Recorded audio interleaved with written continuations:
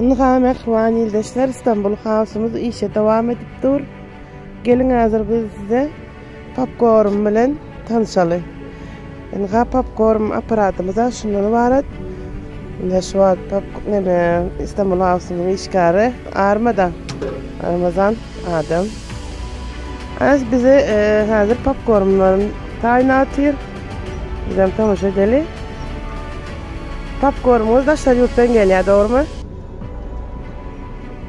Yani popcornlarımız Daşlar Yurt'tan geliyor. Daşlar bilenem tanış ederim. Alyan yerimiz var.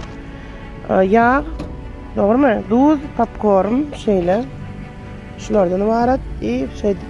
Hazır yağını, popcornu, duzunu saldın, doğru değil mi? Hazır birazdan açıp başlar.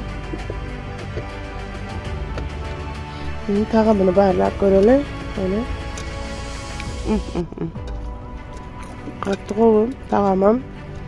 Kızgıncak. Yani bu aparatımızın şu çırasını yakarımızdan aşağının kızgınlık verip duruyor, doğru değil mi? Açılıp başladı. Yapalım.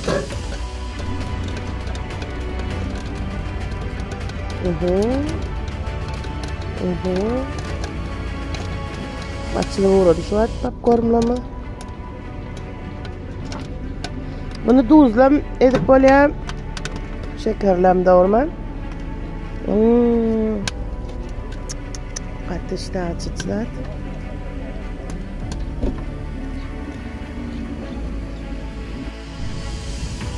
Şey diyorum, döktü yani. Aha, kızgıncak popcornlar. Yani kızgıncak popcornumuzdan yiyelim. Şöyle. Aha. 10 manat düşünüyoruz, doğru mu?